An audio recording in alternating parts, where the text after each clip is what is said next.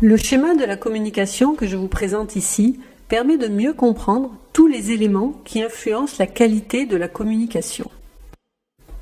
L'émetteur ou énonciateur est celui qui émet le message. Le récepteur ou destinataire est la personne ou le groupe à qui s'adresse le message. Le message représente le sujet de la communication et il est transmis par l'intermédiaire d'un canal qui peut être auditif ou visuel. Le récepteur ou destinataire peut réagir au sujet du message qu'il a reçu.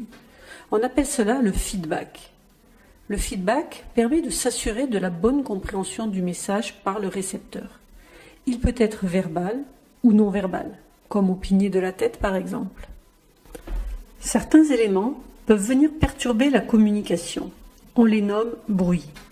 Le bruit peut venir de l'environnement, mais aussi de l'absence de contact entre l'émetteur et le récepteur, du message qui n'est pas émis clairement, du récepteur qui ne comprend pas le message. Ainsi, pour qu'une communication soit efficace, il est indispensable de veiller à ce que l'environnement soit adapté, que l'émetteur adapte son message à son interlocuteur, aussi bien sur les aspects verbaux que non verbaux, que le récepteur fasse preuve d'écoute, donne du feedback, fasse préciser le sens des termes et éventuellement reformule le message de l'émetteur. Alors, vous aussi, prenez soin de vos communications pour atteindre vos objectifs et faire passer vos messages avec succès.